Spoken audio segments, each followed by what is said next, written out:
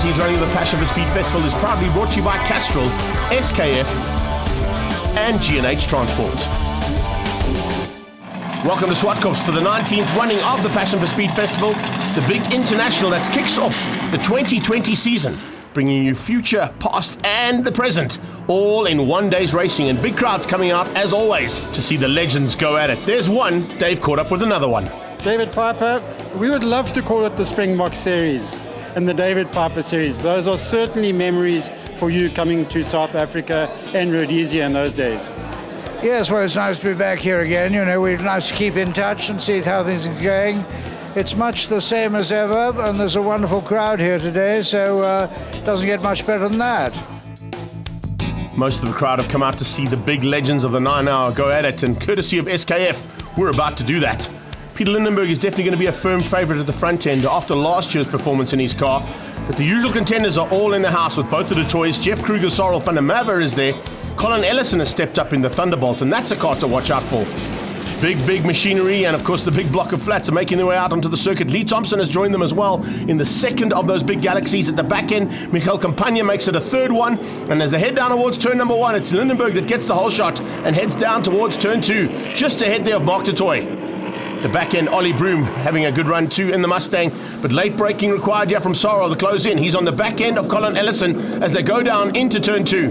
Remember, most of these cars coming out of the original format of NASCAR, and there you can see even with Lafayette Ford on the side, that's one of the American companies that used to sponsor cars in that incredible series. At the back end, you've got the smoky Unique Chevelle. You've also got that big Chevy Nova who's applying the pressure onto the back end there, and that is Jonathan du Toit all over Ellison, looking for opportunities. This is on board with Henny Groenewald up towards the top. The Mercury Comet, a very nimble little car, and probably a little bit better on the brakes than most of the bigger cars in front. Oh, a little touch there. In fact, 2 of them getting touched.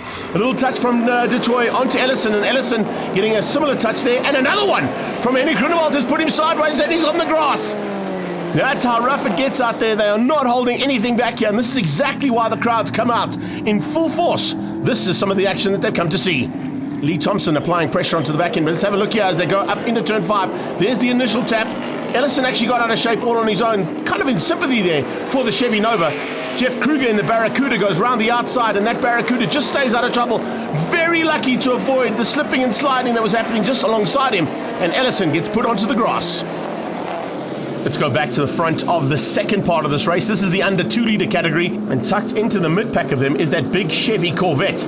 Now, Frans van Schaackwaart has not, unfortunately, been able to get to the front end. He had to start from pit lane, so he's got a huge amount of work to do. And in this very competitive under 2-litre class, he's not going to be able to get through there that easily. And there you can see Ellison recovering, but on his tail now is Paige Lindenberg in Class B of the 9-hour legends. A big battle at the front here of under 2 litres. It's normally Alphas, BMWs, and Cortinas going at it, but we've chucked in a little Porsche as well, just for some fun and games.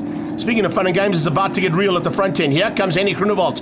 Henny G all over Lee Thompson. The Galaxy versus the Mercury Comet. Just behind that, it's the Thunderbolt. So it's Ford-powered machinery right from 1st to 4th. And make that 1st to 5th, because right behind there in 5th place is Supervan. And look at that! How's that for a bit of a slide into turn 2? And a takeout. Henny Groenewald and Thompson come together. And they're still together. Trying to keep it all together on the grass and get away from each other, but Thompson and Groenewald have come together. Here we go from onboard, Thompson. And you can see on the inside there, Groenewald just found a way through. Little tap between the two of them, and they go into the grass section, sliding, trying to avoid each other, but unfortunately they just stayed locked together for too long. They're back on track, but you can see at the back end of under 2 litres as Bolter starts to make his way through, trying to close down on his teammate Vic Kampfer. The two Volvos leading things out at this stage and trying to come to the closing stages. Speaking of the closing stages, it's Lindenberg going for the first victory of the weekend. The Road to Race machine takes the win, and in second place, Supervan right on his tail. Mark du Toit comes through there just ahead of his brother by the looks of things, and Jonathan du Toit just coming through there to beat out Jeff Kruger in the end. Sorrel van der Merwe getting a time penalty, drops him down to 5th place, but it's Peter Lindenberg and the du Toit brothers who are 1, 2, and 3. Vic Kampfer wins out over Geering and Krill in the under 2 litres. Straight into race number 2 now, and those two Volvos will be looking for a double victory. See all the incredible history in these cars stuck on the side, and a lot of people got a chance to come down here and be part and parcel of it and get up close and personal with these machinery.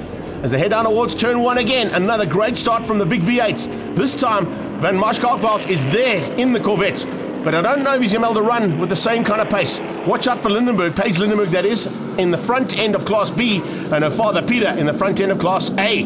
Absolutely brilliant stuff as all of this big machinery goes roaring down into turn 2. Had some problems with that Lafayette Ford of Michael Campagna. He's got it all sorted out now, but doesn't look like anybody's got an answer at this stage to Lindenberg's pace. Du Toit's got through on Supervan, and let's catch up with Sarel van der Merwe here today. Yes, I think those guys were really there. It's not no paddle shift, no stuff like that. You still had it heel and toe and all the rest of it, and the cars weigh 40 tons each. So it's huge fun, and that Galaxy is a big thing. But it's nice competition as well, and there's some good youngsters racing as well. That keeps me on my toes, and it's just a nice event. He loves coming here, there's no doubt about it, and he's in the thick of that battle, unfortunately dropping slightly back there with a bit of issues on the brakes. There's no issues at the front end as Ellison in the Thunderbolt is now closing on Jonathan du Toit. Under 2 litres being led out at the moment by the BMW 2-litre TI of Rob Gearing. He's ahead of Kampfer. Class B still in the hands of Paige Lindenberg as she closes down on the back end of Henrik Groenewald. Groenewald looks like he's got a bit of battle scars there from the first heat, still not able to be repaired, of course. Not going to find those parts that easily, even if you are in Pretoria. And a huge battle starting to rage in the back end of under 2 litres. Wouter Roos having some fun and games there with Malsberg, piloting that car in the under 2 litres, but of course will be joining us later on in the big South African TT race as well. This is what it's all about. Lindenberg hanging on. Du Toit trying to find a way through. Wants to give one up there for the Chevy fans in the audience. But Ellison gives him a tap. Oh, retribution coming from Ellison. Putting the Chev onto the grass. Jonathan keeps it buried across through turn 7. And that's the way you hang on to a big V8. If you in doubt, you just pin it. And that's exactly what he did. But Ellison has now moved up into second place. Du Toit down to third. His brother Mark is under a bit of pressure there from Lee Thompson and from Jeff Kruger. And in fact, it's great to see Kruger in the Barracuda just squeezing out Lee Thompson in the closing stages here. Vic Kampfer's made his way through into third place as they come down into turn 8. But his teammate has just squeezed out and got up to the lead. So it's now all about the battle between the BMWs. There's a little Alpha in there as well. That is fantastic to see that Alpha going at it.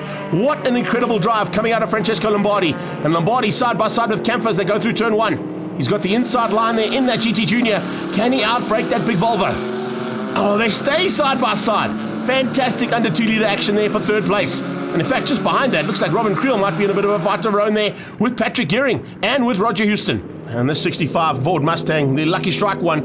Unfortunately, Ollie Broom not having the day he wanted, but he's brought on a whole bunch of cars here for this weekend, including Sean van der Linde in his original BMW. Let's have a look and see what's going to be happening out for the front. This is for the lead. And Lindenberg trying to hang on. Can he keep it all together? Ellison is... Oh, he's hounding him. He wants by badly, but I don't think the Thunderbolt is going to get through there on that Shelby Mustang. As they come to the line, it's 2 out of 2 for the day. And Peter Lindenberg takes the victory ahead of Colin Ellison in the Ford Fairlane Thunderbolt. Great drive here from Poulter and Kampfer, 1 and 2 in the 122 Volvos. Those cars, of course, raced both on circuit and in rallying here in South Africa in their day. And great to have them at the front end of the field there too. Lindenberg taking the win over Ellison and Jonathan du Toit, and a great drive from Gearing eventually getting through ahead of Francesco Lombardi and Roger Houston. Let's catch up with Peter Lindenberg after a phenomenal day's racing. Yeah, no, look, I mean, it was a good race in the initial stage of the Sarel, but I could see that he didn't have the grip out the turns that I had. So I thought, well, I'll go into the corners slower, come out faster, so that worked. And then I saw Jonathan trying to have a go up the inside, so I thought, no, okay, now I really have to go like hell and block on the inside, which I did, and it worked.